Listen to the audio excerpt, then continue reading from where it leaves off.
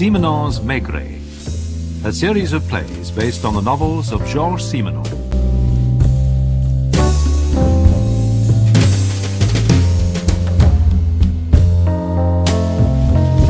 Another hot day, Jules. Paris can be stifling this time of year. Empty too. The lucky ones have folded their tents and stolen away to the beaches. Are you getting away this year? Oh, I doubt it. I get a holiday every other year if I'm lucky. It's too busy. Not many sea breezes find their way to the Quai des Orfèvres. Georges, where were you born? Liège. Of course, I'd forgotten. Why? Well, you were born inland, like me. Now, I have a theory that for us and people like us, the seaside never seems quite real. It's an artificial, carefree world where nothing very serious can happen. You should know better than that.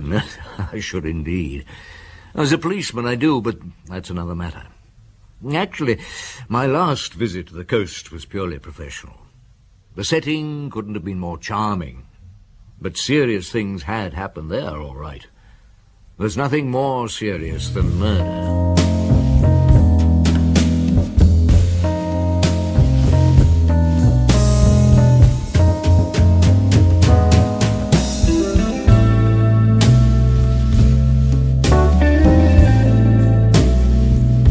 Maurice Denham as Jules Maigret, Michael Gough as Georges Simenon, and Amy Delamain as Valentine Besson in Maigret and the Old Lady.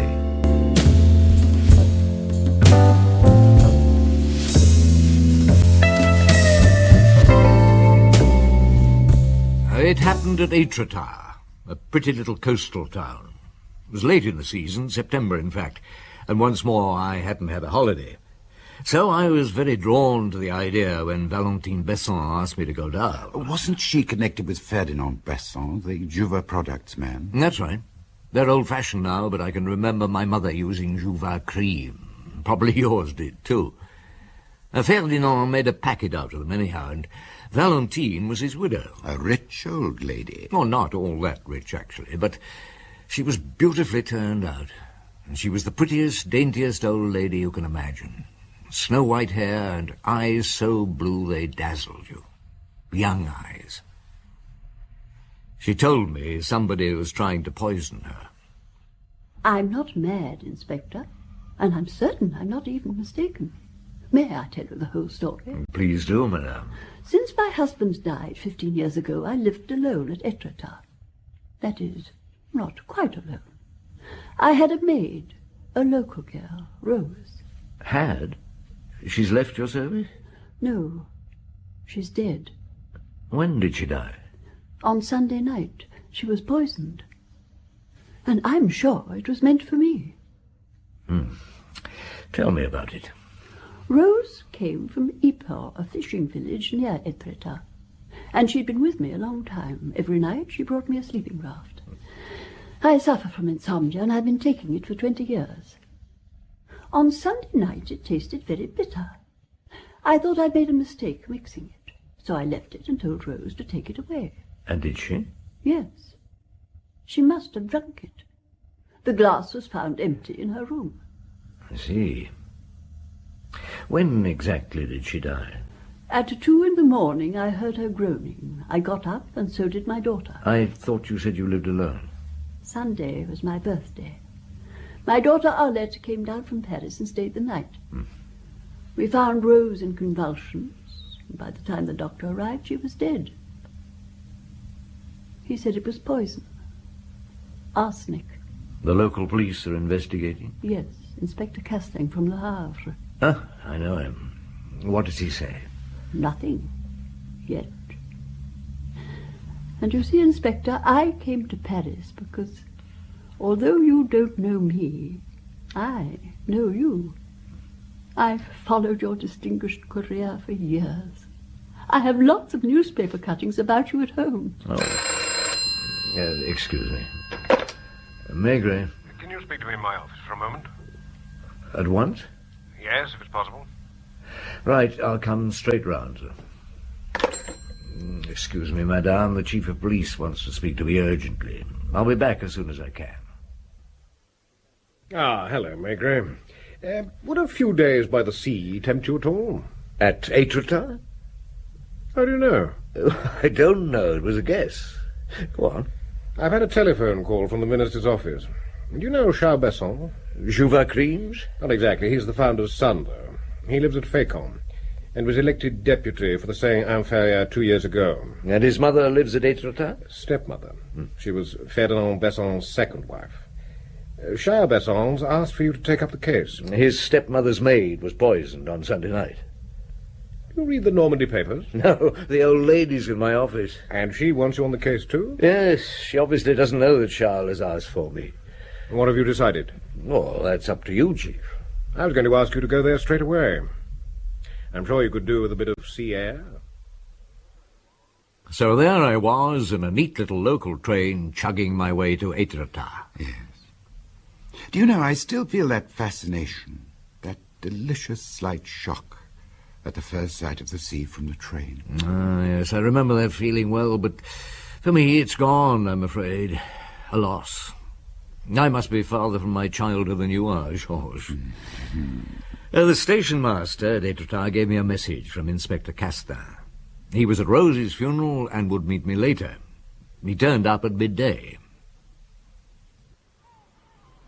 And how did the funeral go?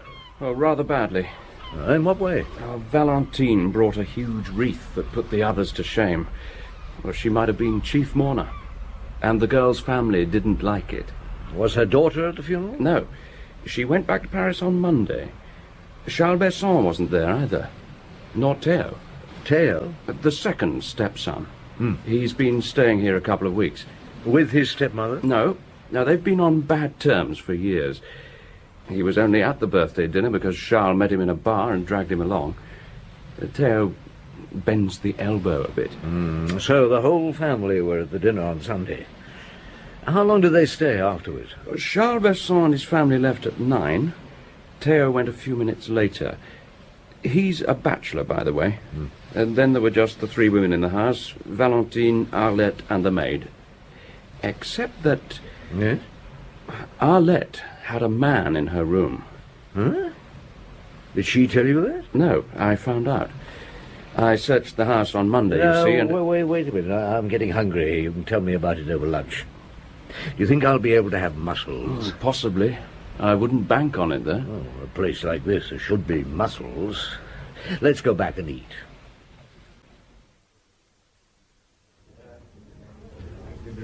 No mussels. I told you not to bank on it. Well, now, Arlette, what's she like? She's 38 and looks 25. Small and slim, very pretty. Enormous eyes, like Valentine's. She's married to a dentist. And he presumably didn't come down with her. No, he didn't. But I found a man's handkerchief in her room. She was very upset. What did she do? Snatched it from me and said it was her husband's. But the initial on it was H, and her husband's name is Julien Soudre. I didn't find that out till afterwards. Any idea who the man was? Yes. Arlette said she'd come down by train, but she was lying. She was seen arriving in a pale green sports car with a man. He was easy enough to trace. Hervé Perrault. He stayed at this hotel. The night porter says he didn't go to bed till 2:30. He'd gone for a walk. It was 2:00 when Rose started to grow. Yes. And that must have frightened him off pretty quickly. Were there many people at the funeral? The whole of Ypres was there. The men will all be drunk by this evening. What? Try this white wine. It's not bad. A little Calvados, Inspector? It's just over 30 years old. Oh, thank you. I shall have a drop as well to keep you company, provided you won't be shocked. Do please smoke your pipe. I love it. Oh, sure. My late husband filled this place with cigar smoke. You know, I never imagined that one day the famous Inspector Maigret would be sitting in that chair. By the way, didn't you tell me you'd kept some newspaper articles about me? That's right. I cut them out. Oh, do you have them here? I think I could find them. They're probably in here.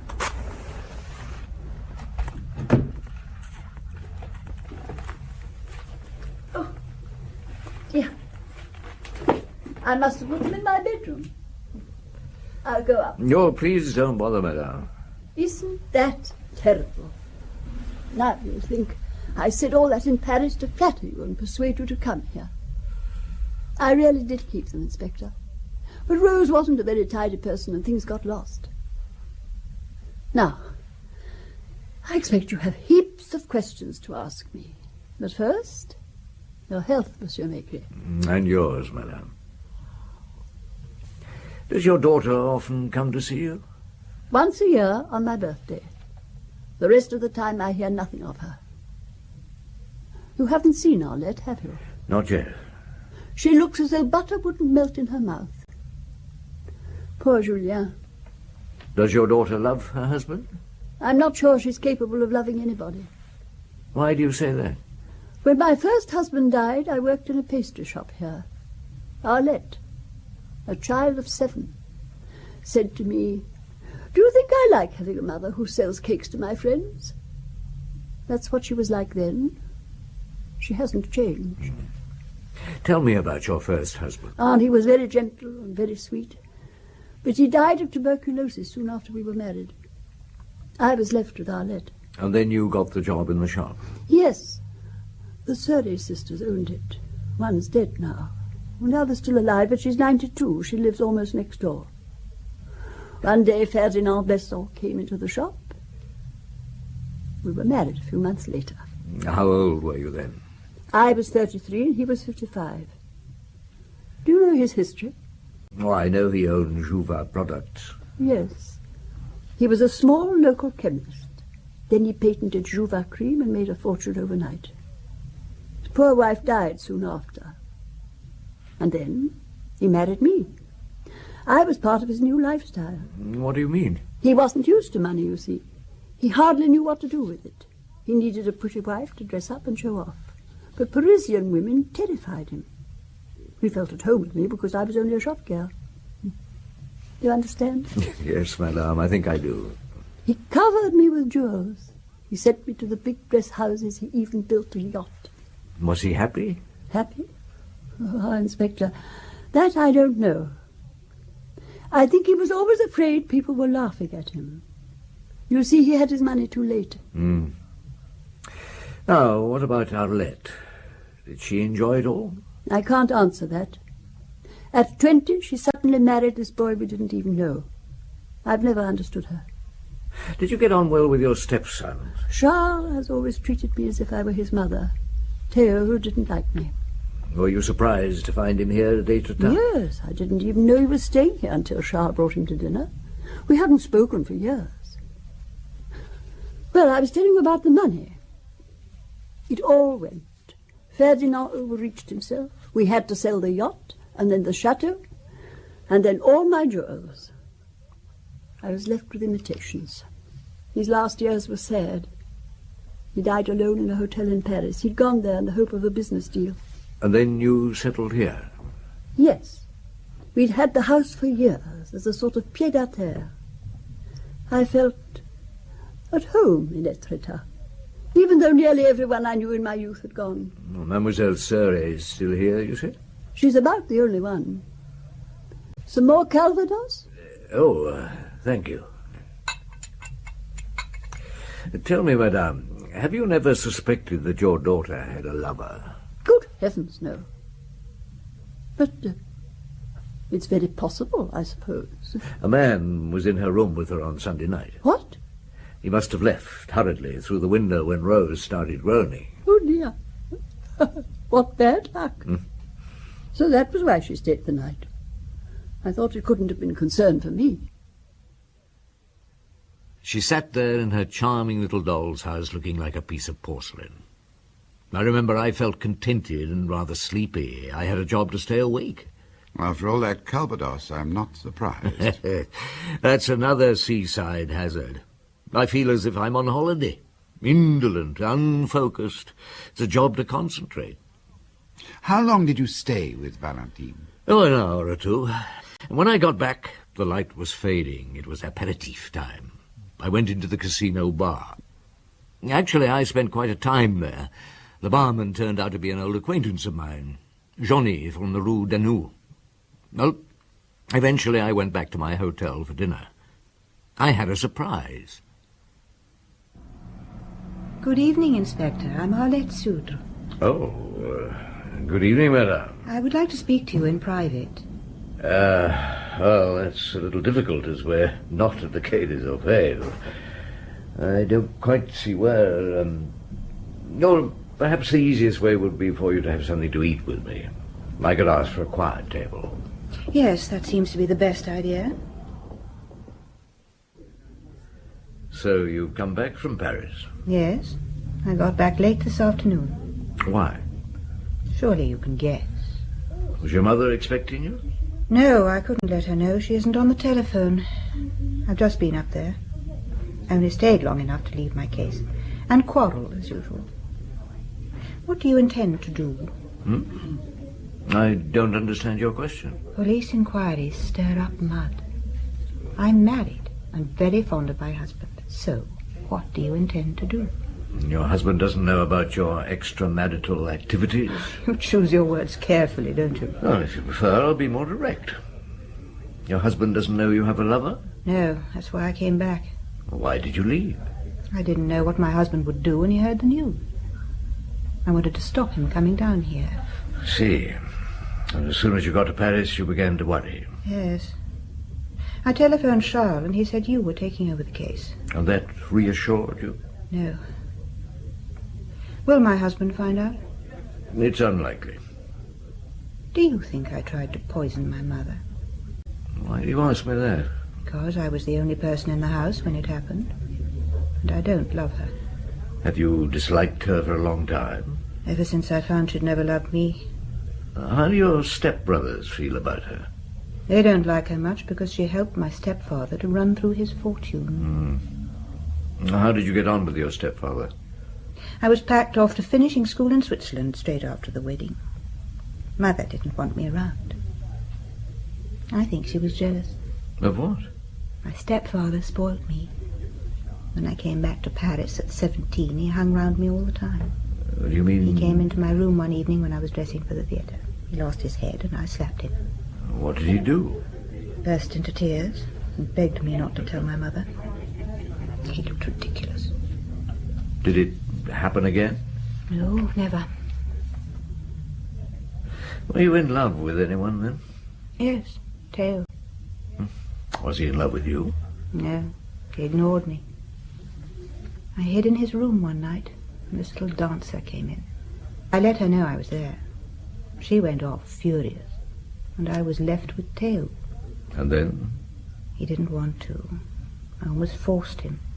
And afterwards? There was no afterwards. Why? I suppose he felt embarrassed. And you? I was disgusted with men. But then you got married? Not immediately. For more than a year I slept with every man who came along. From disgust? Yes. You don't understand, of course. Then? I got sick of it. I tried to end it by getting married and living like everybody else. Did you end it? No. You carried on even after you married? Yes. From the first year? From the first month. Why? Because I can't help it. Do you love your husband? Yes. Have you any other questions to ask me? When I've digested what you've told me, I will. Excuse me, Inspector. You're wanted on the telephone. Who by? Monsieur Charles Besson. Excuse me. Will you wait for me? Yes. Yes? Chief Inspector Maigret? Speaking. I'm terribly sorry. I tear you away from Paris, and I'm not even there to welcome you. I assure you I did intend to be at the station, but I had to leave for Dieppe last night. My wife's mother has died. Oh, I'm sorry to hear that. She had no sons. I was the only man in the house, so I had to stay. I'm back at Fécamp now. I could drive straight over if you like. Well, that's not necessary unless you have anything new to tell me. No, I don't really know anything about Sunday night. You won't have found out already. Would it suit you then if I came round at 9 tomorrow morning? No, certainly. I'll see you then.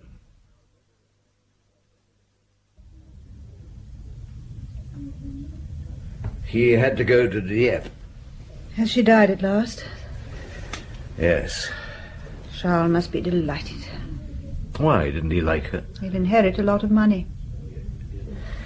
You don't seem in a hurry to get back to your mother's house. I'm not. But please tell me if I'm in the way. No, that's all right. Would you like to go somewhere else? Where? A bar. No, we might meet Theo. Are you still in love with him? No. Come on, let's go for a walk. It's a fine night.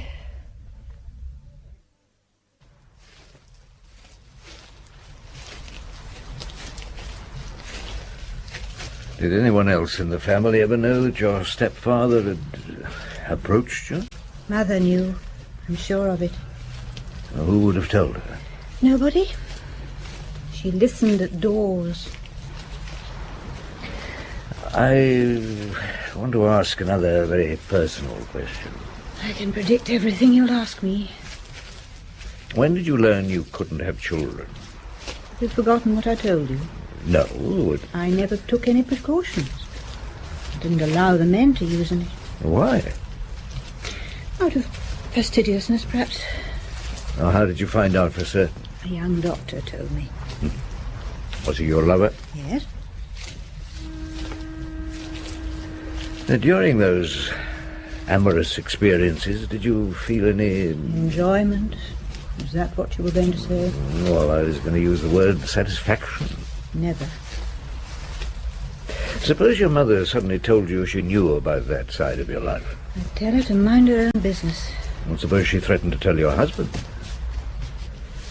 Is that what you've been leading up to? I got there without intending to. I wouldn't want Julian to know for anything in the world. But if your mother... If she threatened to make me look dirty in his eyes, I'd do anything to stop her. Including murder? Yes. But the question hasn't arisen yet. Why do you say yet? Because she knows now. She spoke to me about Hervé this afternoon. What did you say? You would be surprised. She can be very foul-mouthed. I shut her up. How? I hit her. You really intend to sleep there? I had no choice. Oh, don't be afraid. There won't be any trouble. Fog's coming up. I'd better get back. We turn right to get down again. Have you any more questions? Not at the moment. And? And? Don't you want to make the most of me? What? All I've been saying was meant for you, you know. Be quiet. You are tempted, aren't you? I'm going back. I'm sorry. I behaved like an idiot. You did. What time is your train tomorrow? 8 in the morning. Unless you keep me here. You can take it. The left path goes down to my mother's house. The right takes you back to the town. Will you come in and have a drink? No. Are you still angry with me? I don't know. Go and get some sleep. Good night, Monsieur Maigret. Good night. And were you? Was I what? Tempted. You said she was beautiful. Well, she was. But her eyes were dead. Big, blue, dead eyes. Not at all like her mother's, really. And, George, those revelations, she seemed to be too eager to analyze herself, to dirty herself. No, I wasn't tempted. So what were your feelings when you walked back down the cliff path? Confused. I was wondering whether I should have given her permission to leave next morning. And I wanted a drink. Yes. In those circumstances, I would have too. So you went to the casino bar and saw Johnny. I did. What's more, I saw Theo Besson, too. Well, Chief Inspector, what's it to be? A beer, please, Johnny. I'm thirsty. Righto. There we are. Busy tonight, aren't you? Not too bad, not too bad. Can't complain. There we are, Inspector. Thank you. Good health. You know who that is over there. What, the tall man in English tweeds? No. Theo Besson. Ah. Is he often in here? Yeah, but not here particularly. He does the rounds of all the bars in the place. He drinks like a fish. Who's that with him? Henri Trochu, the dead girl's brother. Did they come in together? Yeah. Theo was friendly with Rose, you know. Was he? You don't mean No, I don't think so. I never saw him lay hands on her, but they chatted and laughed together, and he tried to get her tight. Oh, that was difficult. 2 glasses did it. When did you last see them together? Oh, about a week ago. And the first time? A couple of weeks before that. Oh, they're going. Good night, monsieur. I slept badly and had nightmares. Those last beers had been a mistake. I woke to high seas and the sound of the fog siren. Arlette would be away to Paris by now. But at 9 I had to meet Charles Besson. I hoped he wouldn't shout. I do hope I haven't kept you waiting, Chief Inspector. Oh, no. No, that's all right. Look, do you mind if we talk here? Of course not. They haven't done my room yet. This suits me perfectly. Can I ask you something? Anything. Are you fond of your stepmother? Oh, yes, very. She's always been good to me. What about your brother, Theo? There was a coldness there, certainly. Did he come with you willingly to Valentine's dinner? I made him see how silly it was to stay on bad terms with her. How did he behave? Like a gentleman. The whole family was at the dinner, I gather. Was there anything which gave you a hint of tragedy? Nothing at all. Look, Inspector, I think you're on the wrong track. It was to avoid this sort of misunderstanding that I asked them to send you down. We're a perfectly ordinary, happy family. I'm sure there's some simple explanation. Rose is dead. Well, someone must have come in. A tramp, perhaps. Someone who waited till the house was crowded and then got in and slipped poison into a glass. Yes, it's all very confused, certainly, but...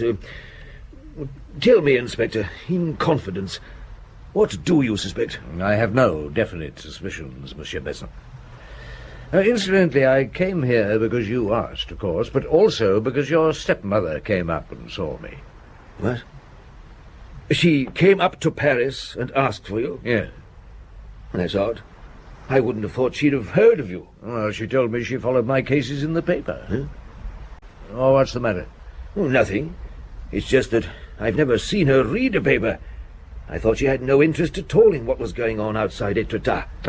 You see, you can always find out something new. Look, are you thirsty? I wouldn't mind a drink. Good. Have you met Theo yet? No. He's almost certainly in the casino bar. If he is, I'll introduce you. Theo, I hoped we'd find you here. Do you know Chief Inspector Maigret? How do you do, Inspector? How do you do? Have you seen Valentine since Sunday? No. Are you staying here long? I don't know. He's a funny chap, Inspector. We never know what he's doing from one day to the next. Off to London, Brussels, Chamonix. That's you, isn't it, Theo? Monsieur Theo, when did you last have a meeting with Rose? With Rose? Do you want the exact date? If possible. I haven't got that kind of memory. Did you meet her often? Well, 2 or 3 times. When I first met her, I didn't know she was my mother's maid. Where was this? At the Vilcot Fair. Oh, you are a dark horse.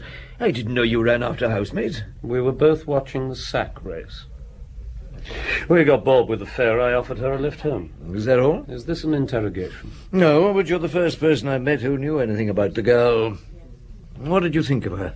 Little peasant girl who'd read too much and didn't understand what she was reading. Was there anything between you? Absolutely nothing. She thought marriage was a very dirty thing. It's her own expression. In fact, you were amusing yourself by making a character study. Did you know her brother before her death? Only by name. She didn't like her family. Well, then how did you meet Henri? He stopped me on the street. He thought, like you, that I'd seduced his sister. I convinced him that I hadn't, and he calmed down. Did he bear a grudge against you? No. Against Valentine, though. Why? That's his business. Did Rose show any sign of wanting to kill herself? No, never. Well, she was very scared of dying. She was a bit of a hypochondriac. Took a whole army of patent medicines. Was she fond of Valentine? No. The two women, living together, morning till night. How could they be fond of each other? Is that all? Yes, for the moment. Thank you, monsieur. Oh, Inspector, it's not true. Tell me it's not true. Why, what's so funny? You'd have to know Theo. He's a terrible, terrible snob. Theo and Rose. Good heavens. But tell me, where did they go? Well, they had a drink together occasionally.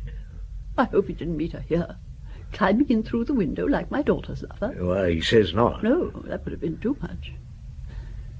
Inspector, as you're here, you must have a drink. A little Calvados? No, thank you, madame. I have to meet Inspector Castin, and your fresh air makes me sleepy enough as it is. Where are you going now? I'm going to pay a visit to Ypres, to the girl's family. Shall I drive you? No, I want you to find Theo Besson. Well, that won't be difficult. I only have to go round the bars. And then? Well, nothing. Just watch him. Don't let him out of your sight. Right. Now, where can I get a taxi? I suppose you're the boss of the one who came before. I'm Chief Inspector Maigret. What do you want this time? You've collected your daughter's things? Yes, it was my right. Of course. I just want to see them. You shouldn't be bothering us. My daughter's dead, and it's those others you should be questioning, the ones you're so careful to leave in peace. That's right, Mother. Madame, your daughter is dead, poisoned. There may be something among her possessions that'll help us to find out who did it. Do you want her murderer caught? Well, Jean, we'd better show him the ring. Yeah, I've got it here in my pocket. Thank you.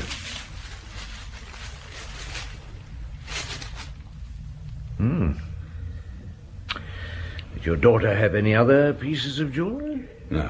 Found it at the bottom of a shoe in a little ball of newspaper. It worried me. I took it to a jeweller in Fécamp, and he said... Yeah? He said it was an emerald. Henri, was that the reason you were with Theo? Yes, I went to ask him if he'd given Rose the ring. He swore he hadn't. Can you let me have it for a day or two? Well, it's not ours. If you take it away, you must give us a receipt. Oh, of course. And then I'll leave you in peace. Can you give me a lift to Étretat? There are some things I've got to do. Yes. You can drop me at the casino bar. Good evening, Castin. Hello. How did you get on with the Trochu family? Some surprises. I've just dropped the son at the casino bar. On duty outside Theo's hotel, I see. Yes. He hasn't spoken to a soul all evening. He went up to his room a few minutes ago. That's his light on up there. Well, perhaps he's going to bed. Shall I keep on watching? Yes. What are you going to do? I'm going to say good night to Valentine.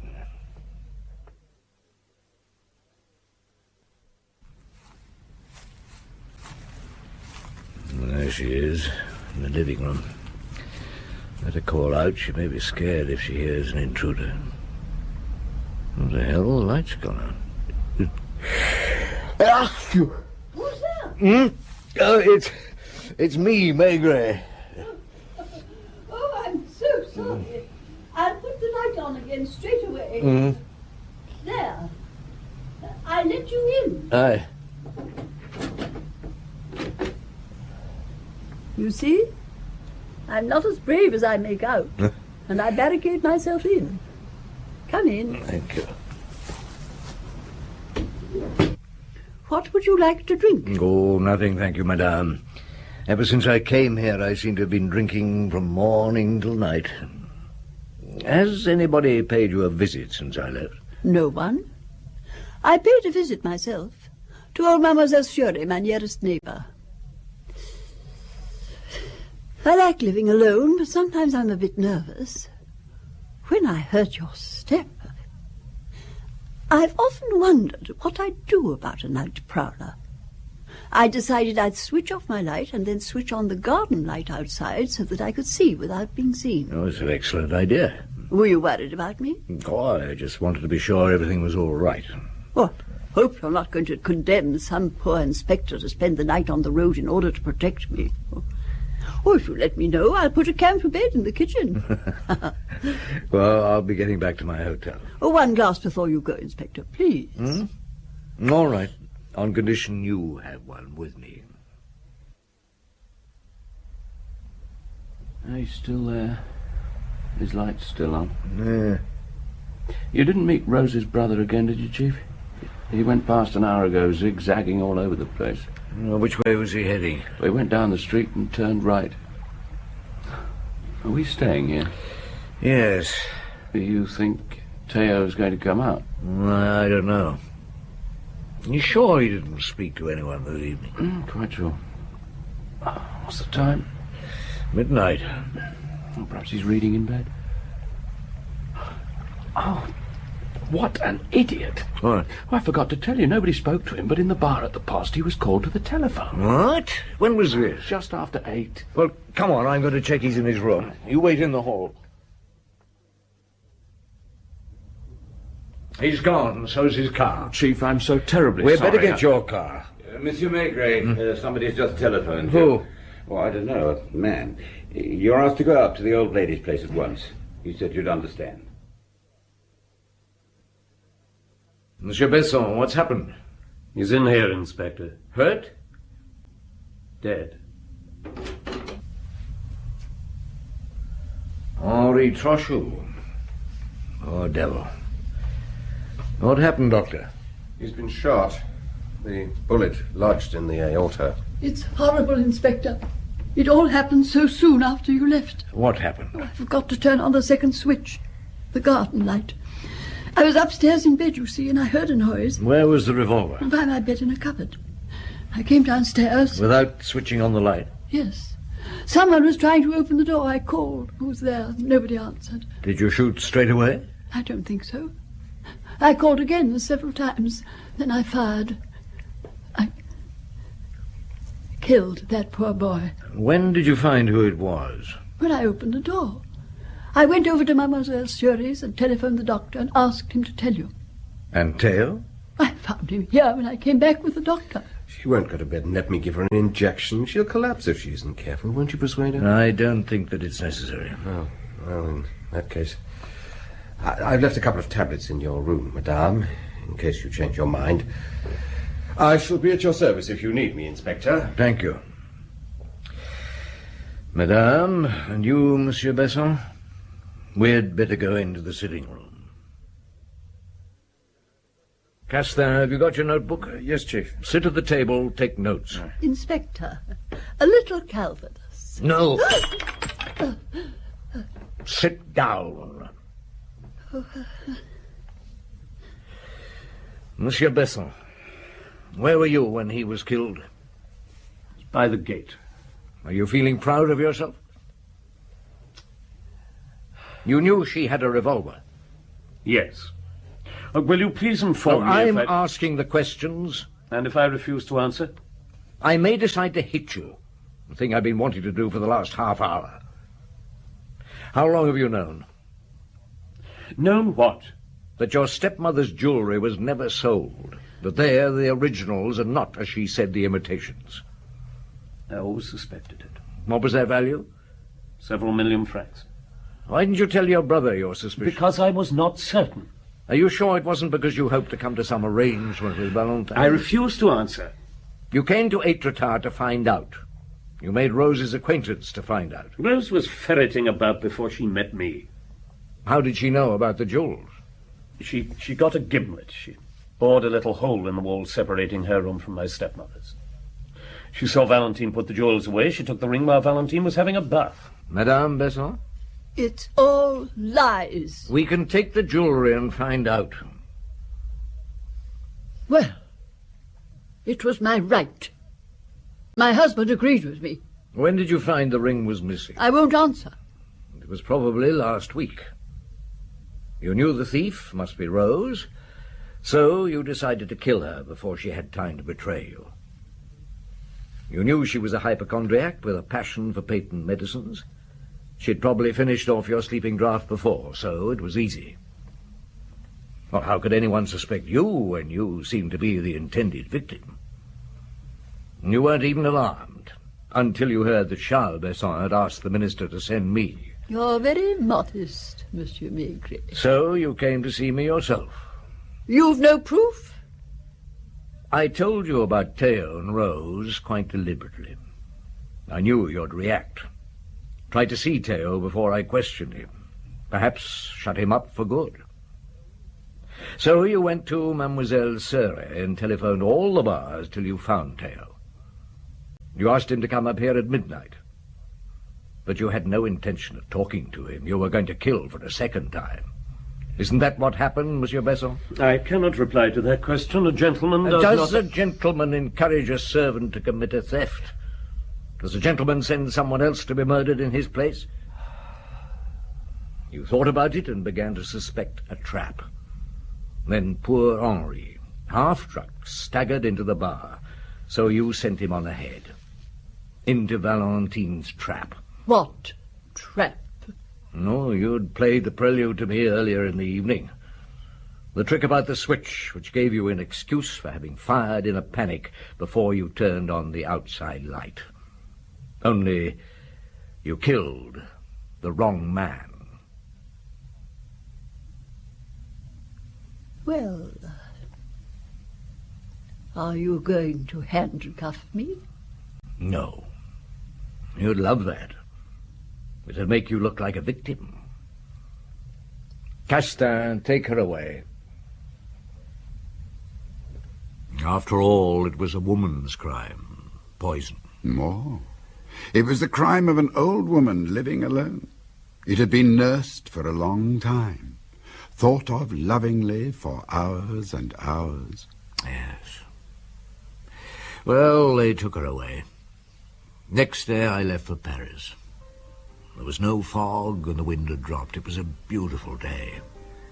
The sea was calm and there were just a few clouds in a sky that was brilliantly blue. The same blue as Valentine's eyes.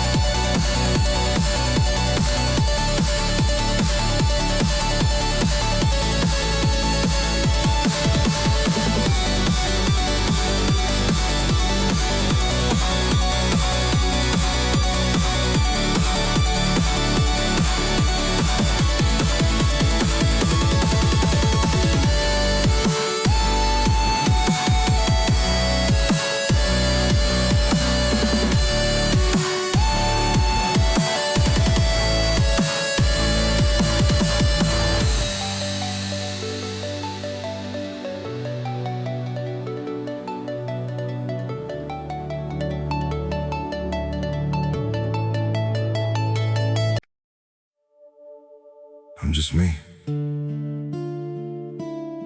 and you're just you. But somehow, that's everything we need.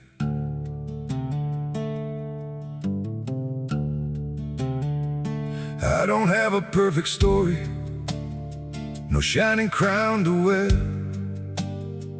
just a heart that keeps on choosing you in every prayer. You're not made of fairy tales, you're not some distant dream, just the one who feels like home in ways I can't explain. I'm just me and you're just you, nothing more, but it feels true. No disguise, no in-between, just the way it's meant to be. We don't need to be someone, we don't have to chase the sun. In this world so wild and free, you belong with me.